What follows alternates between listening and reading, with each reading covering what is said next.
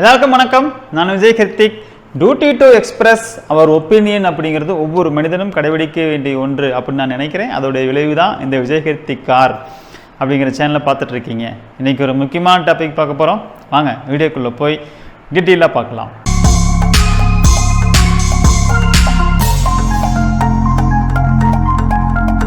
இப்போ சமீபமாக பார்த்தீங்க அப்படின்னா நீட் தேர்வு சர்ச்சை அப்படிங்கிறது ஒரு பெரிய அளவில் ஒரு சர்ச்சையாக நமக்கு இருந்தது. இப்போ நீட்டு தேவையா, நீட் நமக்கு தேவையில்லையா அப்படிங்கிறத பற்றியும் நம்மளும் வீடியோவில் இப்போ பேசியிருக்கிறோம், பகிர்ந்துருக்கிறோம்.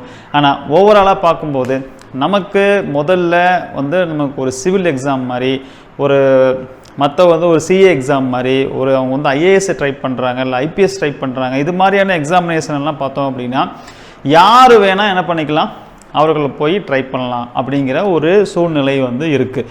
ஏன்னா ஒருத்தவங்க ப்ளஸ் டூவில் நல்ல மதிப்பெண் எடுத்தால் மட்டும்தான், நல்ல கட் ஆஃப் வச்சுருந்தால் மட்டும்தான் அவர்கள் நீட்டுக்கு போக முடியும் அப்படிங்கிற இந்த சூழ்நிலை அப்படிங்கிறது நமக்கு சரியா, இந்த சூழ்நிலை தான் நமக்கு சரியா, இந்த சூழ்நிலை தான் நமக்கு சரியானதா அப்படின்னு ஒரு கேள்வி கேட்கும்போது ஒரு சைடு நமக்கு என்ன தோணுது அப்படின்னா, நமக்கு நீட் எக்ஸாமுங்கிறது மற்ற எக்ஸாம் நான் சொல்கிறது ஃபார் எக்ஸாம்பிள் சிவில் டிபார்ட்மெண்ட்டு, இப்போ சிவில் சர்வீஸுக்கு போகிறாங்க அப்படின்னா அதுக்கு இப்போ ஐபிஎஸ் ஆகணும் இந்த மாதிரியெல்லாம் அவங்க போகிறாங்க அப்படின்னா அதுக்கு ஒரு எக்ஸாமினேஷன் மாதிரியும், ஒரு குரூப் எக்ஸாம் எழுதுகிறாங்க அப்படின்னா அது மாதிரி, இப்போ குரூப் 1லிருந்து 4 வரைக்கும் இருக்குது, அது மாதிரி எக்ஸாம் எழுதுகிறாங்களா அது மாதிரியும், இல்லை ஐஏஎஸ் ட்ரை பண்ணுறாங்களா, ஐஏஎஸ் எக்ஸாம் எழுத போகிறாங்களா அது மாதிரியும், இல்லை ஒரு சிஏ படிக்க போகிறாங்க அது மாதிரி எக்ஸாமுக்கெல்லாம் யார் வேணால் ட்ரை பண்ணலாம். அவர்களுக்கு அந்த ஸ்கில்லை இங்கே இருந்தே வளர்த்திக்கலாம், அந்த இடத்துக்கு போய் அவங்க ப்ரூவ் பண்ணால் போதும் அப்படிங்கிற மாதிரியான ஒரு சூழ்நிலை அப்படிங்கிறது அப்படிங்கிறது ஒரு வகையில் பார்த்தோம் அப்படின்னா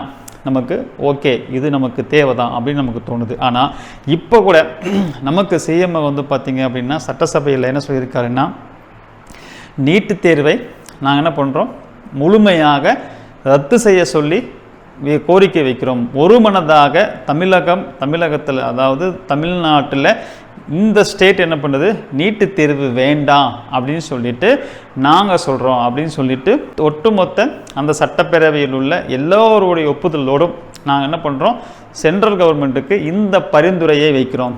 எதை வைக்கிறோம், நீட்டு வேண்டாம், எங்களுக்கு நீட்டு வேண்டாம் அப்படின்னு சொல்லிட்டு ஒரு பரிந்துரையை வைப்பதாக இப்போ நம்ம சிஎம் என்ன பண்ணியிருக்கிறாரு, அதை ஒரு அனௌன்ஸ் பண்ணியிருக்கிறாரு. அவருடைய கோரிக்கையாக, தமிழகத்தினுடைய கோரிக்கையாக இது என்ன பண்ணுது, நமக்கு ஒன்றிய அரசுக்கு, அதாவது சென்ட்ரல் கவர்மெண்ட்டுக்கு கொண்டு போய் அவங்க வைக்கிறாங்க. ஆனால் ஒரு வகையில் யோசிச்சு பார்த்தோம் அப்படின்னா இப்போ இவங்க எங்களுக்கு நீட்டு வேணாங்கிறாங்க. மாணவர்கள் நீட்டு தான் நமக்கு அடுத்துக்கு உண்டான ஆப்ஷன், மருத்துவம் படிக்கணும் அப்படின்னா நீட்டு தான் ஒரே வழி அப்படின்னு சொல்லிட்டு நீட்டுக்கு ப்ரிப்பேர் ஆக ஆரம்பிச்சிட்டாங்க. இப்போது சென்ட்ரல் கவர்மெண்ட்டை நீட்டு வேண்டான்னு ரத்து பண்ணால் இங்கே மறுபடியும் மாணவர்கள் பிரச்சனைக்கு ஆளாவாங்க. ஏன்னா இப்போ அவர்கள் நீட்டுக்கான ஒரு சூழ்நிலைக்குள்ளே வந்துட்டாங்க. ஓகே, நாம் மருத்துவத்துக்குள்ளே போகணும்னா இதை டேக்கிள் பண்ணி தான் ஆகணும், இதை கடந்து தான் வந்தாகணும், அவங்க மென்டலி ப்ரிப்பேர் ஆகி போயிட்டுருக்காங்க. இது எப்போ ஒரு பிரச்சனையாக இருந்தது, நீட்டு என்பது ஒரு பெரிய சுமையாக, ஒரு பெரிய பிரச்சனையாக எப்போது இருந்தது அப்படின்னா, முதல் நீட்டு என்பது வந்துச்சு பார்த்தீங்களா. இப்போ முதல் நீட்டு என்பது அந்த லான்ச்சான அந்த காலகட்டத்தில் மக்கள், அதாவது மாணவர்கள் எதிர்பார்க்காத ஒன்று, மாணவர்களுக்கு இப்படி வரப்போகுது அப்படின்னு அவர்களுக்கு ப்ரிப்பேர் ஆகலாம். அவங்க மென்டலாகவும் ஃபிசிக்கலாகவும் படிப்புலையும் ஒரு ப்ரோக்ராம் பண்ணி அவங்க எப்படி செட்டில் பண்ணிக்கிறது எதுலையுமே ப்ரிப்பேர் ஆகலை. அதுக்கு முன்னாடி அவங்களுக்கு இருந்த ஆப்ஷன் என்னென்னா, அவங்க ஃபஸ்ட் குரூப் எடுத்து படிக்கிறாங்களா, அதில் நல்ல கட் ஆஃப் நல்ல மார்க் எடுத்தாங்கன்னா அவங்களுக்கு மெடிசனுக்குள்ளே போயிடலாம் அப்படிங்கிற ஒரு ஆப்ஷன் தான் இருந்துச்சு. அப்போது அதை நோக்கி மாணவர்கள் நல்ல ஒரு கனவோடு பயங்கரமான உழைப்பை கொடுத்து நான் மருத்துவம் படிக்கணும் அப்படின்னு சொல்லிட்டு ஒரு உழைப்பை பயங்கரமாக எஃபோர்ட் போட்டு படித்து அதற்காக அவங்க தயாரான அந்த சூழ்நிலையில் நீட் எழுதுனாதாப்பா நீ மருத்துவம் படிக்க முடியும்னு ஒன்று லான்ச் ஆச்சு பார்த்தீங்களா. அந்த காலகட்டம் மாணவர்கள் எல்லாருக்குமே ஒரு பெரிய ஒரு இடர்பாடு, பெரிய ஒரு சேலஞ்சு, பெரிய சிக்கல். ஏன்னா இதை படிச்சிட்டோம், நான் நேராக மருத்துவம் படிக்கிறத போகிறத விட்டுட்டு மறுபடியும் என்ன நீட்டு படிக்கிறீங்க, அது ஒரு எக்ஸாம் எழுதுங்கிறீங்க, அதுக்கு நான் ப்ரிப்பேர் ஆகணும், அதுக்கும் மெனக்கட்டு படிக்கணும். ஒருவேளை நான் ஃபெயில் ஆகிட்டேன் அப்படின்னா நான் மருத்துவம் படிக்க முடியாமல் போச்சுன்னா என் நிலைமை என்ன ஆகும், என்னுடைய கனவு என்ன ஆகும், என்னுடைய முயற்சி என்ன ஆகும், நான் ப்ளஸ் 2 இவ்வளோ மார்க் எடுத்திருக்கேனே இதெல்லாம் என்ன ஆகும் அப்படிங்கிற ஒரு கேள்வி இருந்துச்சு. இப்போது அப்படியே ஆண்டுகள் போயிட்டே இருக்குது.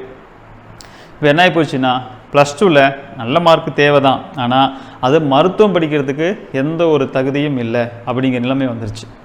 அப்போது மாணவர்கள் நீட்டுக்கு என்ன பண்ணிட்டாங்கன்னா, இப்போ +1 +2 படிக்கிற அந்த காலத்திலேயே சைமல்டேனியஸாக நீட்டுக்கு உண்டான ப்ராசஸ்குள்ளேயும் போக ஆரம்பிச்சிட்டாங்க. இவங்க ஃபோக்கஸ் பண்ணுறது என்னென்னா இப்போ நீட்டை தான் இருக்குது. இப்போ நீட்டை ஃபோக்கஸ் பண்ணி எல்லாரும் நீட் எக்ஸாம் அதுக்குண்டான கிளாஸஸ், அதுக்குண்டான ப்ராசஸ், அதுக்குண்டான படிப்பு, அதுக்குண்டான இது எல்லாம் அதை நோக்கி போயிட்டு இருக்கிற காலத்தில் இப்போ நம்ம ஸ்டேட் கவர்மெண்ட்டு என்ன சொல்கிறது, ஒரு கோரிக்கை வைக்குது, நீட்டை கேன்சல் பண்ணுங்க அப்படின்னு. ஸோ இது நமக்கு எப்படி சொல்கிறது, இப்போ நீட்டுக்காக ப்ரிப்பேர் ஆகிட்டு இருக்காங்க, மறுபடியும் நீட்டு கேன்சல் ஆச்சுன்னா மறுபடியும் +2க்காக ப்ரிப்பேர் ஆவாங்களா? +2 அந்தளவுக்கு அவங்க கவனிக்கலையே, இவங்க நீட்டு தானே இப்போ ஃபோக்கஸ் பண்ணிட்டு இருக்காங்க. இந்த மாதிரியான இடர்பாடுகள், ஒரு சலசலப்பு என்பது நமக்கு எந்த அளவுக்கு ஃப்யூச்சரில் அது ஒரு பெரிய மாற்றத்தை கொடுக்க போகுதுன்னு தெரியல. இப்போது ஒரு வகையில் நான் முதலே சொன்ன மாதிரி யார் வேணால் மருத்துவம் படிக்கலாம், அவர்களுக்கு இந்த கட் ஆஃப் இருந்தால் தான் போக முடியும் அப்படின்னு கிடையாது. நீ நீட்டு தேர்வு நல்லா படித்து பாஸ் பண்ணிவிட்டு உள்ளே வந்துடு. அதுக்கப்புறம் நீ நல்லா படிச்சுன்னா பாஸ் ஆக போகிற, நல்லா படிக்கலன்னா என்ன போகிற, ஃபெயில் ஆக போகிற. இப்போ மெடிசன் படிக்க உள்ளே போகிறாங்கன்னா மற்ற டிகிரி மாதிரி தானே அதுவும் இல்லையா? பொது மருத்துவம் ஃபஸ்ட் எடுத்தோன்னா MBBS படிக்க போகிறாங்கன்னா நல்லா படித்தா அவங்க அரியர்லாம் பாஸ் பண்ண போகிறாங்க. நல்லா படிக்கலை அவனால அது அந்தளவுக்கு அந்த மருத்துவம், அந்த மெடிசன், அந்த சிலபஸ் எல்லாம் அவங்க அந்தளவுக்கு டேக்கிள் பண்ணி அவங்க பெருசாக அவங்க ஸ்கோர் பண்ண முடியல அப்படின்னா, ஸ்கோர் பண்ண முடியலன்னா என்ன ஆகும், அவங்க ஃபெயில் ஆயிடுவாங்க இல்லையா? அப்போ பயாலஜி குரூப்பில் ஆரம்பத்துலேருந்தே +2 இருந்தே படிச்சுட்டு வரவங்க, அவங்களுக்கு நல்ல ஒரு ஸ்கில் இருக்குது அப்படிங்கிறவங்க மட்டும்தான் 10th முடிச்சுட்டு அவங்க அப்படியே ஆரம்பிக்கிறாங்க, +1 +2 ஆரம்பிக்கிறாங்க. அப்படிங்கும்போது அவங்களுக்கு அப்படி இருந்த அப்போ இருந்தே பயாலஜிக்குள்ளே ஒரு படிப்பாக எடுத்து படிச்சுட்டு வரவங்களுக்கு அவங்க +2 முடிச்சுட்டு நீட்டை முடிச்சுட்டு மறுபடியும் அவங்க மருத்துவம் படிக்க போகும்போது ஒரு பெரிய ஒரு ப்ராப்ளமாக இருக்காது. சடனாக அவங்க அது பயாலஜியில் பெருசாக ஒன்றும் இல்லை, பர்ஃபார்மன்ஸ் அவங்க நீட் எக்ஸாம் பாஸ் பண்ணி அவங்களால கொடுக்க முடியல அப்படின்னா, ஒருவேளை அவங்களுக்கு பயாலஜி நாலேஜ் இல்லைன்னாவே நீட்டில் பாஸ் பண்ண முடியாது, பெருசாக அவங்களால சைன் பண்ண முடியாது. அப்போ யாருக்கு வேணால் நீட்டு அப்படிங்கிறது இருக்குது, யார் வேணால் போய் படிச்சுக்கலாம், யார் வேணால் மருத்துவம் போய்க்கலாம் அப்படிங்கிற வசதி என்பது நமக்கு இன்னொரு வகையில் யோசிக்கும்போது இது ஓகே தானுங்க அப்படின்னு நமக்கு தோணுது. ஒருவேளை +2 தவற விட்டுட்டா நாம் மருத்துவம் படிக்க முடியாதுங்கிற அந்த சூழ்நிலை இல்லை தானுங்க, இப்போ இருக்கிறது நல்லது தானுங்க அப்படின்னு நமக்கு தோணுது. ஸோ மறுபடியும் இந்த நீட்டை வைத்தே நம்ம அரசு இதை ரத்து செய்ய சொல்லி கோரிக்கை வைக்கிறாங்க. அடுத்து எலெக்ஷன் வந்தாலும் அதையும் சொல்லுவாங்க, நாங்கள் வந்தால் நீட்டை ரத்து செய்கிறோம், நீட்டை வர விட மாட்டோம் அப்படின்னு சொல்லிட்டு ஒரு கோரிக்கை, அதாவது என்ன சொல்கிறது, தேர்தல் வாக்குறுதியாக மக்கள்கிட்ட அவங்க சொல்லுவாங்க. ஸோ இது எல்லாமே நமக்கு போயிட்டுருக்கிற இந்த சூழ்நிலையில் நமக்கு நீட்டை எக்ஸாமை ஒட்டி எவ்வளோ சலசலப்பாச்சு, அங்கே வினாத்தாள் கசிதல் அப்படிங்கிறது நடந்துச்சு. கிட்டத்தட்ட 1500க்கும் மேல் மாணவர்களுக்கு, 1500க்கும் மேற்பட்ட மாணவர்களுக்கு அவர்கள் கருணையின் அடிப்படையில் மதிப்பெண் போடப்பட்டுச்சு.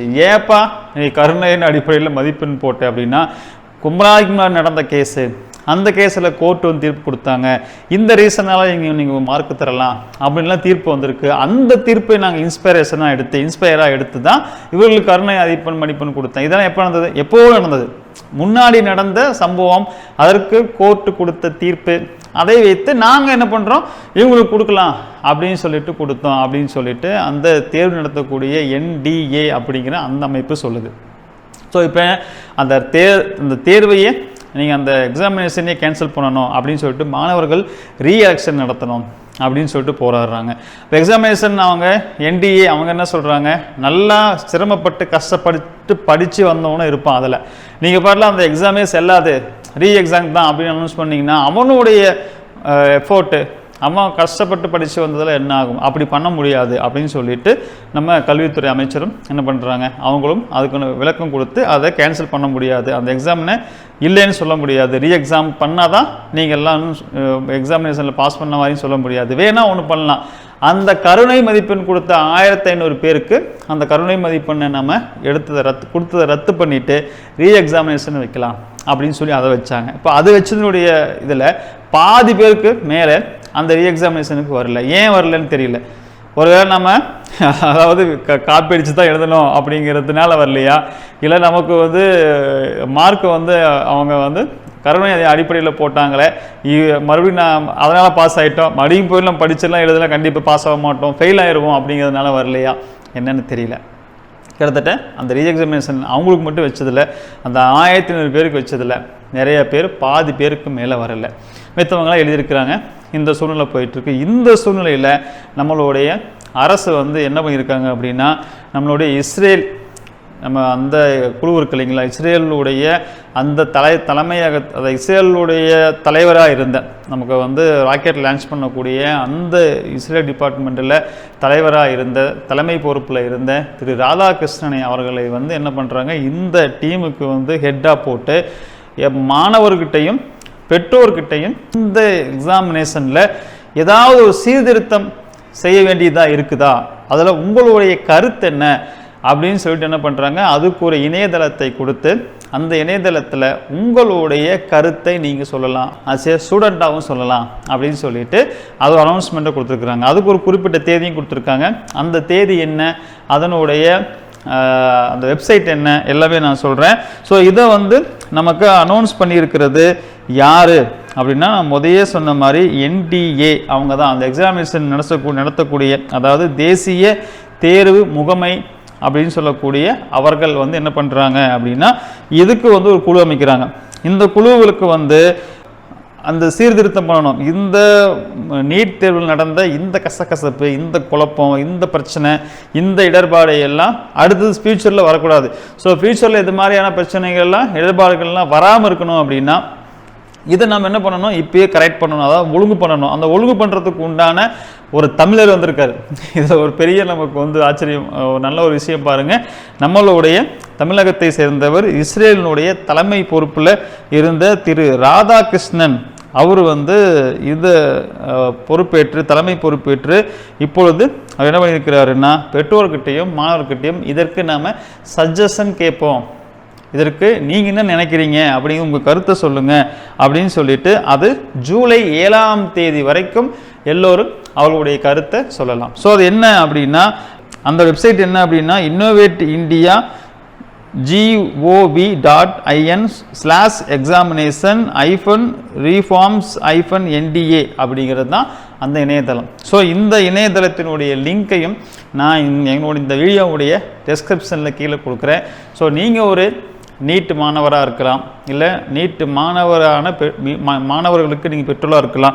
ஸோ வருங்காலத்தில் கூட உங்களுடைய குழந்தைகள் மருத்துவத்தை படிப்பதற்காக இப்போ இருந்தே தயாராகிட்டு இருக்கலாம். ஸோ நீங்கள் யாராக வேணால் இருக்கலாம். இந்த வெப்சைட்டினுடைய லிங்கை நான் டிஸ்கிரிப்ஷனில் கொடுக்குறேன்.